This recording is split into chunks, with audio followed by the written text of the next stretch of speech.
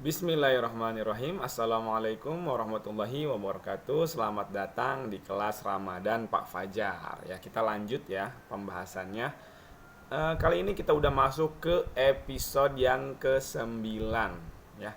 Setelah sebelumnya kita udah membahas ya tentang amalan-amalan yang kita lakukan di waktu zuhur ya.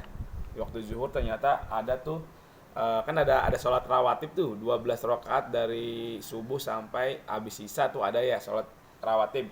Ternyata sholat rawatib yang subuh nih 2 rakaat sebelum subuh itu keutamaannya adalah lebih baik dari dunia dan seisinya. Ternyata ada juga nih keutamaan di sholat zuhur, yaitu siapa yang melakukan 4 rakaat sebelum zuhur dan 4 rakaat sesudah zuhur maka diharamkan dari api neraka. Ya, masya Allah tuh, diharamkan dari api neraka. Ya, kalau ibarat apa ya? Kalau ibarat pertandingan, kamu mungkin skill kamu jelek, tapi kamu dijamin gak akan kalah. Tuh gimana tuh? Seneng gak sih? Ya, kamu mungkin sholatnya masih kurang bagus, bolong-bolong mungkin ya.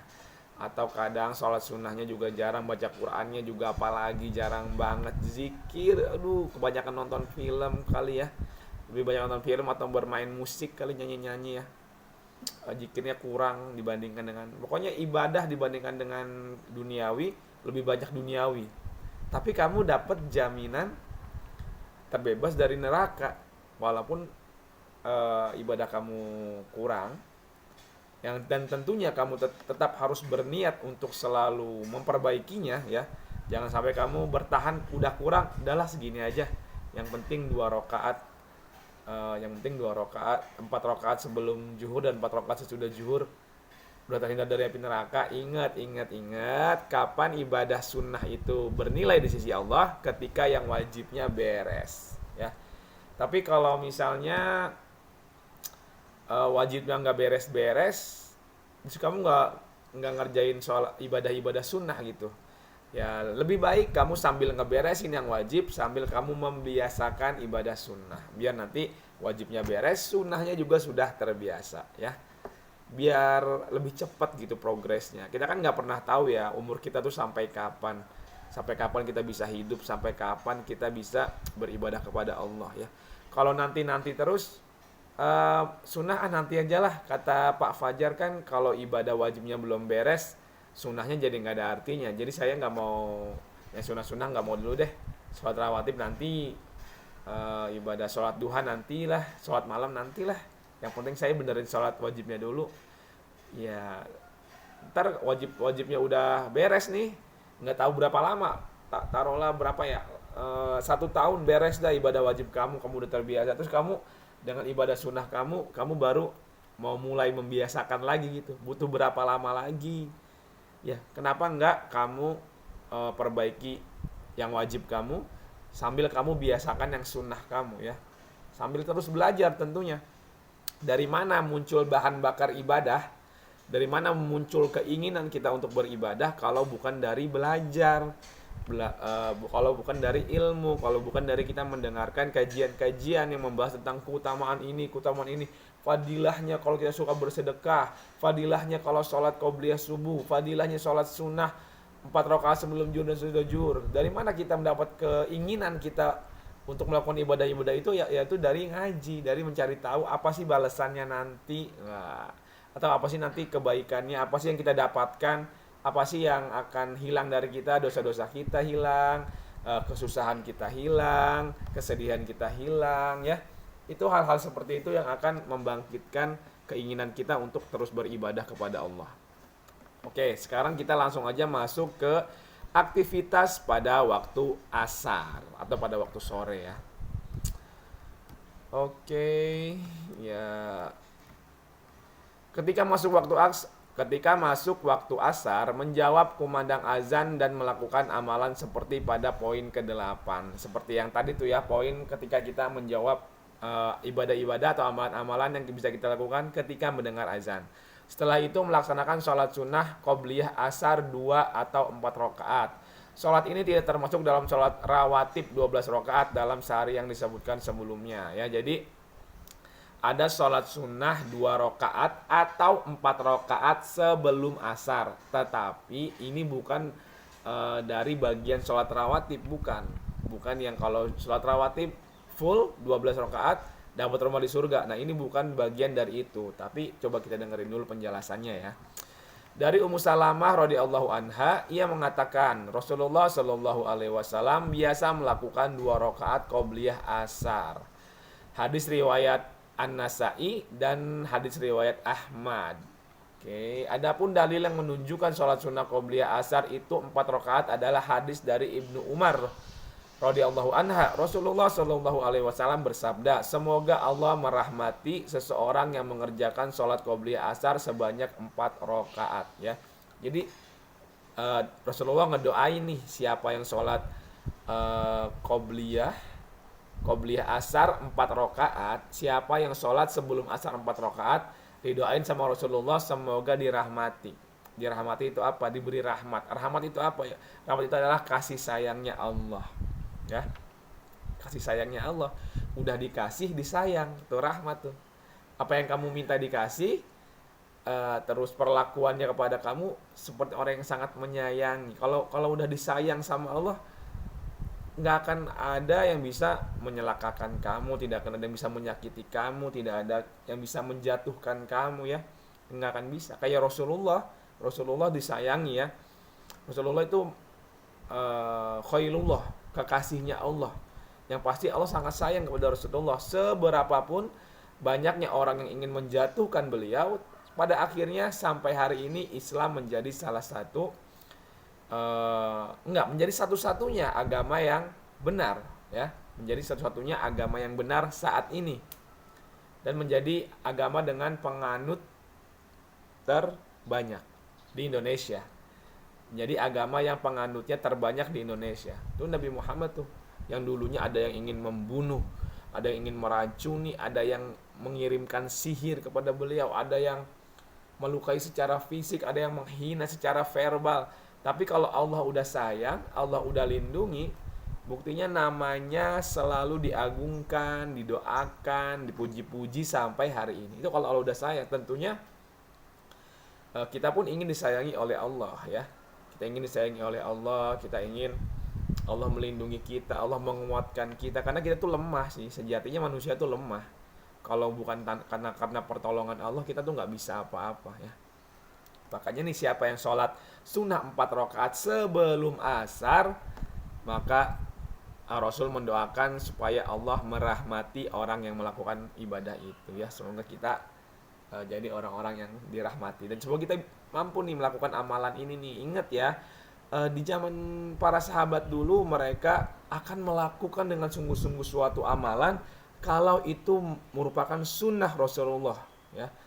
Tapi sayang sekali kebanyakan kita di hari ini meninggalkan ibadah, meninggalkan amalan dengan alasan cuma sunnah ya. Orang zaman dulu para sahabat Nabi kalau mendengar suatu amalan ketika Umar ya, kalau nggak salah Umar bin Khattab, ketika Rasulullah SAW meninggal, maka Umar bertanya kepada istrinya Rasulullah, amalan apa aja sih yang selalu dilakukan Rasulullah, dijabarin tuh semuanya. Terus Umar meniru semuanya, nggak nanya mana yang wajib, mana yang sunnah, enggak, tapi ditiru semuanya. Karena dalam semua perilaku Rasulullah itu ada kebaikan. Terus ditanya lagi sama Umar, amalan apa yang saya belum lakukan tapi Rasul lakukan? Tuh kata istrinya Rasulullah itu tinggal satu nih yang belum kamu lakukan, yaitu Rasulullah selalu memberi makan orang Yahudi atau orang kafir yang buta yang ada di pasar, pengemis buta yang ada di pasar, selalu memberi makan kepada orang itu gitu ya. Dan akhirnya Umar melakukan itu supaya sama dengan Rasulullah. Artinya para sahabat itu dulu kalau mendengar kata sunnah Rasulullah berarti ini harus saya lakukan. Tapi menjadi berbanding terbalik dengan kebanyakan kita di hari ini, ketika mendengar kata sunnah, cuma sunnah, dilakukan berpahala, enggak dilakukan tidak mengapa. Ya udahlah, enggak mengapa, enggak apa-apa, enggak dosa. Yang penting enggak dosa. Tapi rugi, ya. Oke, lanjut. Juga ada hadis yang menyatakan cara mengerjakan sholat qobliyah asar sebanyak 4 rakaat dengan tiap 2 rakaat salam, di mana Ali bin Abi Thalib radhiyallahu anhu menyatakan, yang artinya dan Rasulullah Shallallahu Alaihi Wasallam melakukan sholat qobliyah asar sebanyak 4 rakaat dipisah antara 2 rakaat dengan salam. Jadi 2 rakaat salam, 2 rakaat salam, sehingga totalnya 4 rakaat, ya. Hadis ini dijadikan dalil oleh mazhab Syafi'i bahwa qobliyah asar itu 4 rakaat dan termasuk sholat sunnah rawatib. Kalau menurut mazhab Syafi'i berarti sholat asar 4 rakaat termasuk sholat sunnah rawatib, ya.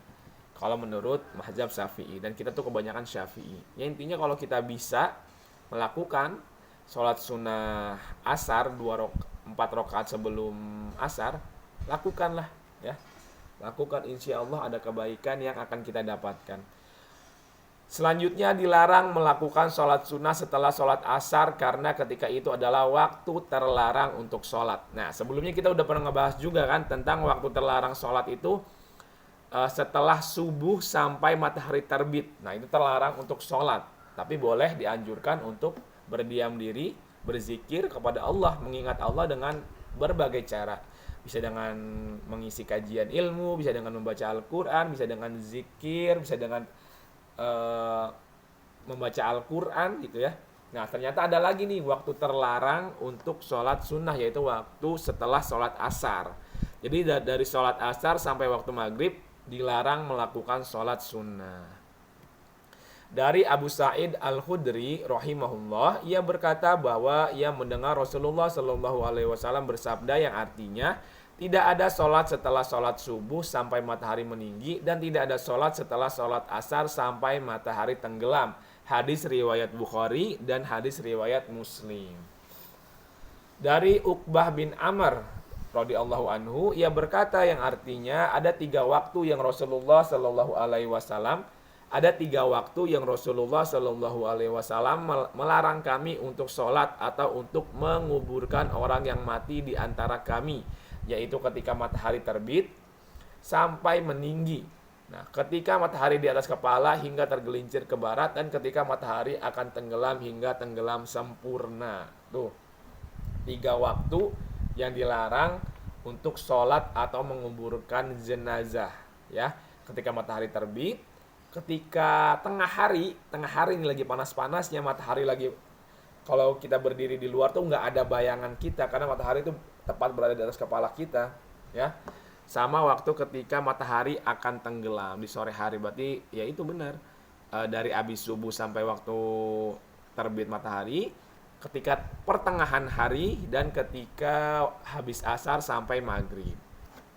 Tuh ya, ingat-ingat ya, jangan kita melakukan sholat sunnah di waktu itu dan jangan kita menguburkan jenazah di waktu-waktu itu, kan dilarang sama Rasulullah.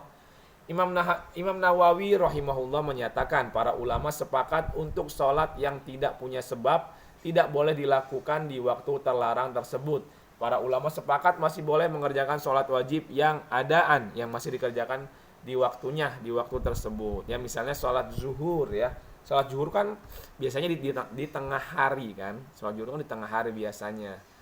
Kalau itu boleh karena ada sebabnya. Kecuali sholat sunnah. Sholat sunnah itu kan kalau bisa nantilah gitu ya. Pokoknya di waktu terlarang itu jangan melakukan sholat sunnah.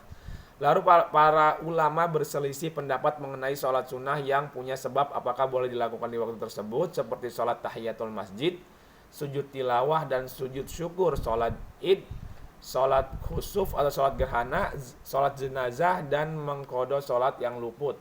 Ulama Syafi'iyah berpendapat bahwa sholat yang punya sebab tadi masih boleh dikerjakan di waktu terlarang. Nah, jadi di waktu terlarang ada sholat selain sholat wajib yang boleh. Beberapa di antaranya adalah tahiyatul masjid, yaitu ketika kamu memasuki masjid. Kapan aja kamu memasuki masjid, kamu disunahkan untuk sholat sunnah. Nah, kalau menurut ulama Syafi'i boleh. Kamu misalnya masuk masjid, kamu udah sholat asar di dalam perjalanan misalnya, terus kamu jalan lagi, terus kamu kebelet pipis atau kamu mau beristirahat gitu, terus kamu mampir di sebuah masjid di antara waktu asar sampai maghrib itu. Nah, terus kamu masuk ke dalam masjid. Namanya masuk ke dalam masjid ada sunnah yang namanya sholat tahiyatul masjid, yaitu sholat yang dilakukan ketika seseorang masuk ke dalam masjid. Tapi kan ini waktu terlarang. Nah, kalau di dalam mazhab Syafi'i, ulama Syafi'iyah mengatakan boleh karena ada sebabnya. Apa sebabnya? Sebab Rasulullah menyuruh kita untuk melakukan sholat ketika masuk masjid. Terus sujud tilawah. Apa sebabnya sujud tilawah? Karena kita ketika membaca Al-Quran, terus ada ayat sajadah, terus kita sujud. Dan misalnya kebetulan dengan waktu terlarang sholat, maka tetap boleh tuh sujud. Dan sujud syukur. Sujud syukur ya kapan aja kita merasa mendapatkan nikmat yang banyak dari Allah, mendapatkan sesuatu yang baik dari Allah, maka kita saat itu juga sujud syukur meskipun di waktu terlarang boleh. Terus sholat id. Sholat id itu biasanya kan pagi hari ya, pagi hari. Tapi biasanya sih sholat id itu nggak pagi-pagi banget kan ya. Biasanya kalau di kita di Indonesia biasanya udah agak siang, udah terbit matahari baru sholat id biasanya kan. Tapi kalaupun seandainya nih kata Imam Syafi'i, kalau seandainya sholatnya itu di waktu sebelum matahari terbit itu boleh sholat id ya, karena ada keperluannya, karena ada alasannya. Tapi kalau di kita kebanyakan kayaknya sih sholat id itu baik Idul Fitri atau Idul Adha biasanya di waktu-waktu setelah matahari terbit atau waktu yang boleh melakukan sholat sunnah. Terus sholat gerhana, sholat jenazah, dan mengkodo sholat yang luput. Mengkodo sholat yang luput tuh, misalnya kamu subuh kan, habis subuh nggak boleh ada sholat kan. Habis subuh sampai waktu terbit matahari nggak boleh kamu sholat, waktu terlarang untuk sholat. Tapi kamu kesiangan, gimana dong? Nah ternyata menurut Imam Syafi'i, menurut mazhab Syafi'i, kalau mengkodo sholat yang luput itu boleh walaupun di waktu yang terlarang. Di antara dalil ulama Syafi'iyah adalah Nabi Shallallahu Alaihi Wasallam mengkodo sholat sunnah zuhur setelah asar. Berarti mengkodo sholat sunnah yang luput, sholat yang masih ada waktunya, masih wajib, yang dikodo masih boleh dikerjakan di waktu terlarang, termasuk juga sholat jenazah. Ya, jadi Rasulullah pernah mengkodo sholat zuhur dikerjakannya setelah asar ya. Karena kalau kamu mau mengkodo nih, misalnya kamu mengkodo sholat, kamu mau dalam perjalanan, kamu di waktunya udah masuk sholat asar, sedangkan kamu belum sholat zuhur, apakah ngeganti sholat zuhur dulu baru sholat asar, ataukah sholat asar dulu baru sholat zuhur? Nah ternyata contoh dari Rasulullah adalah berikan hak waktunya. Kalau waktu itu waktu asar, ya kerjakan sholat asar dulu. Setelah itu baru kamu mengkodo sholat zuhur yang ketinggalan. Ya, kalau misalnya ya gitulah ya. Pokoknya kalau di waktu sholat zuhur ketinggalan, maka sholat masuk waktu asar, maka kamu sholat asar dulu. Karena ini haknya nih, waktu sholat asar haknya si asar dulu. Setelah itu baru kamu boleh mengkodo sholat zuhur, gitu ya. Oke, aktivitas menjelang berbuka. Ya, tadi aktivitas di waktu asar ada sholat 4 rakaat, 2 atau 4 rakaat sebelum asar. Yang ganjarannya adalah mendapatkan doa Rasulullah, didoakan supaya dirahmati oleh Allah. Ya tuh doa dari Nabi loh. Kamu bisa dapat doa dari Nabi, Masya Allah. Dan semoga Allah mengabulkan untuk kita yang melakukan ibadah itu ya. Amin ya Allah ya Rabbul Alamin. Sekarang adalah kegiatan ketika berbuka untuk mempersiapkan makanan buka puasa untuk orang-orang yang akan berbuka di masjid-masjid terdekat atau bisa menjadi bagian dari panitia pengurus buka puasa di masjid. Nah ini dianjurkan banget sih ya untuk mempersiapkan makanan yang untuk orang berbuka puasa. Kita nyiapin atau apa sekedar nyusun air gelas, apa sekedar ngeluarin gorengan ya. Misalnya kita di masjid nih pengurus buka puasa bersama, kita harus ikut nih andil di dalam menyajikan makanan berbuka ini. Kenapa? Ya kita lihat penjelasannya nih dari Zaid bin Khalid Al-Juhani rahimahullah radhiyallahu anhu. Dari Zaid bin Khalid Al-Juhani radhiyallahu anhu, ia berkata bahwa Rasulullah sallallahu alaihi wasallam bersabda, yang artinya siapa yang memberi makan orang yang berpuasa, maka baginya pahala seperti orang yang berpuasa tersebut, tanpa mengurangi pahala orang yang berpuasa itu sedikit pun juga. Siapa yang memberi makan orang yang berpuasa? Nih, pengertian memberi makan ini bukan cuma yang ngeluarin duitnya ya, tapi yang masaknya, yang nenteng makanannya, yang naruh ke piringnya, yang menyajikan kepada orang yang berpuasanya. Makanya ada tips ya, Bapak pernah dengar dari Ustadz Khalid Basalamah ya, kalau kamu tahu Ustadz Khalid Basalamah, beliau pernah kasih tips nih supaya kita bisa dapat pahala yang banyak dengan segelas air, dengan satu gelas air ya. Misalnya air kemasan nih dalam gelas. Kamu buka puasa, teman kamu juga mau buka puasa, supaya kamu dapat double dan teman kamu dapat double, kamu kasih minum kamu ke teman kamu. Nah, artinya kamu kan memberi makan atau minum orang yang berbuka puasa. Kamu kasih minuman kamu dan kurma kamu, misalnya takjil kamu kasih ke dia.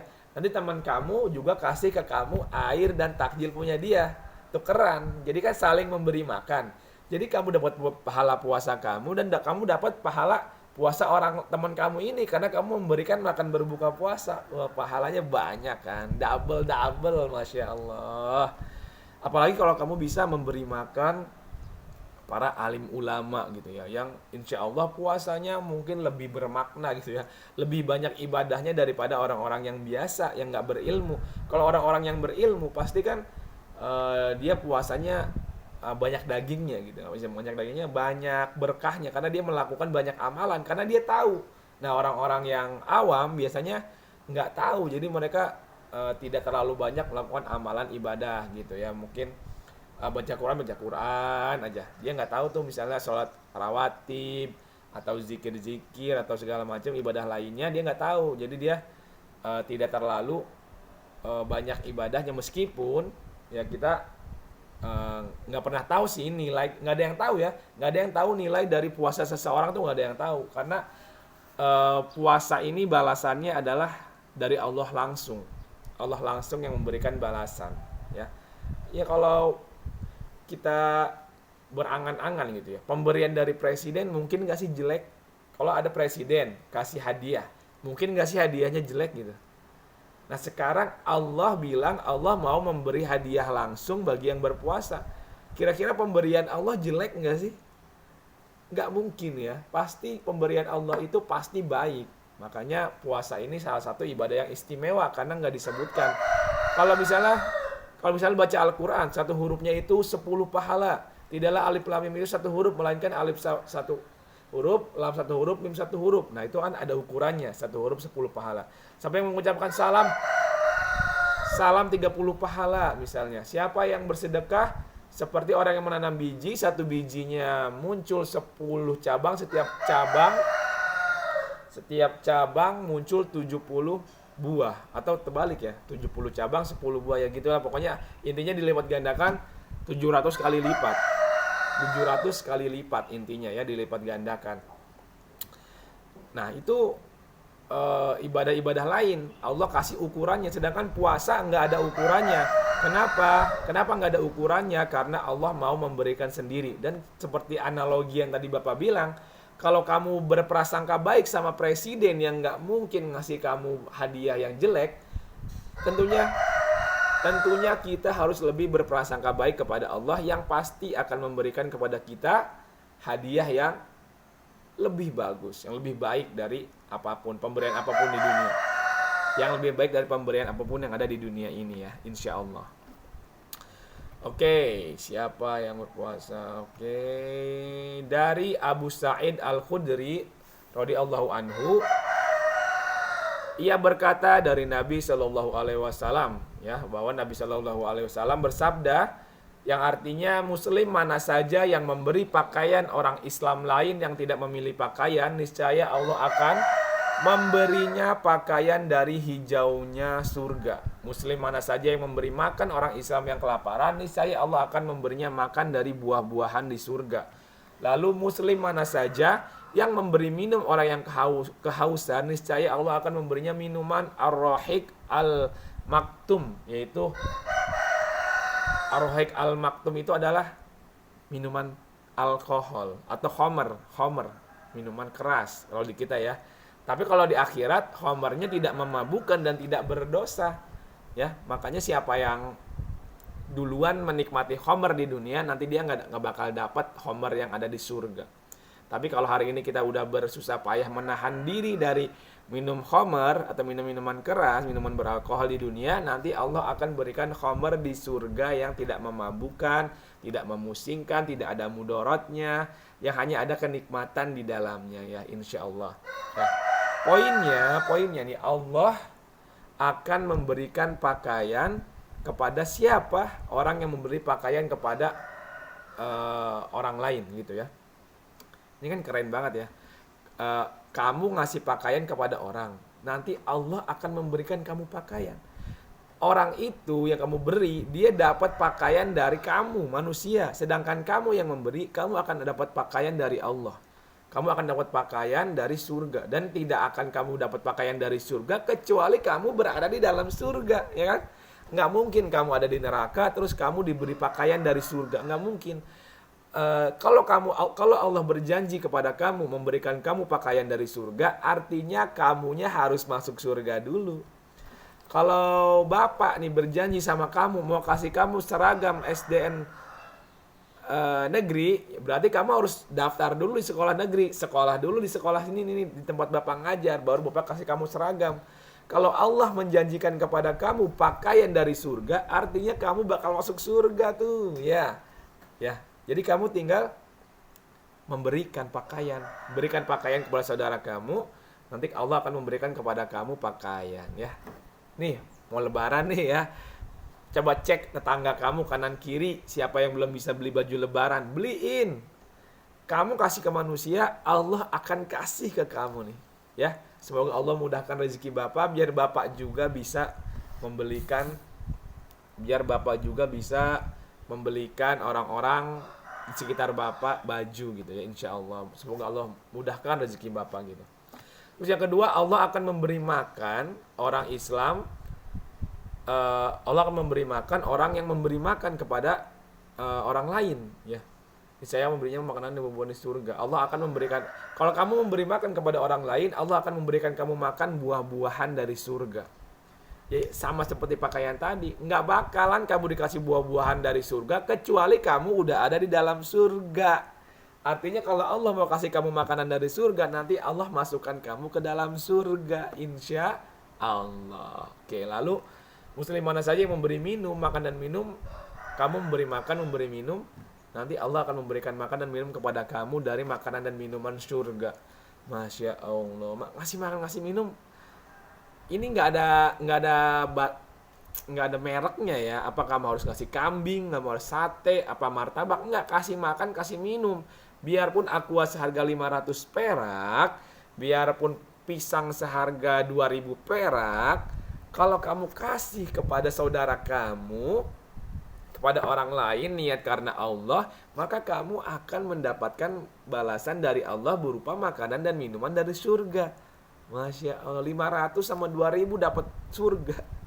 Itu gimana Allah nggak baik gitu ya? Gimana Allah tuh nggak sayang sama kita? Itu tuh kayak main kuis yang pasti menang gitu. Kenapa? Karena saking pengen ngasihnya tuh orang hadiah, jadi dia ya buat kuis yang pasti bisa dijawab lah.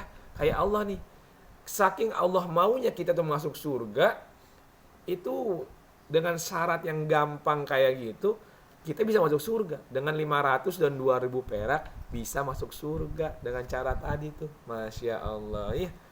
Ini nanti kita carilah yang puasa siapa, kita kasih minum. Kita cari yang berpuasa siapa, kita kasih minum. Kalau mau lebih afdol, cari ustadz-ustadz kita yang puasa, datang ke rumahnya, kasih makanan yang terbaik ya. Kenapa kayak yang terbaik? Karena kan biasanya nih kalau ustadz-ustadz tuh yang ngasih makanan tuh banyak ya. Yang ngasih makanan banyak. Gimana caranya supaya makanan kamu yang dipilih? Kasih yang paling baik, kasih yang paling enak. Jangan kasih yang sisa, jangan kasih yang nggak enak. Kamu aja dikasihin, masa orang suruh doyan gitu kan, istilahnya gitu ya. Jadi kalau kamu mau dipilih makanan kamu, kasih yang terbaik. Jangan sampai ntar kamu udah nyisihin, udah ngasih makanan tapi ternyata makanan kamu ntar dikasih ke tetangga lagi. Kenapa? Karena kamu kasihnya yang nggak enak ya, yang kamu aja nggak doyan gitu. Kamu nggak doyan dikasihin ke ustadz kamu, dikasihin ke saudara kamu. Ya jangan gitu. Supaya dipilih, supaya dimakan, kasih yang enak. Tuh tipsnya tuh. Oke. Hadis di atas adalah mana tadi? Hadis riwayat Tirmizi, Abu Daud dan Tirmizi, yaitu di sini hadis di atas adalah hadis doif. Wah, ternyata hadis doif kan tadi. Udah semangat sekali Bapak menjelaskannya, tapi hadis doif. Tetapi punya makna yang benar, yaitu setiap orang yang beramal akan dibalas dengan semisalnya pada hari kiamat. Jadi hadis lagi itu hadis doif, tapi maknanya benar. Hadis palsu tapi tidak menyesatkan ya, karena maknanya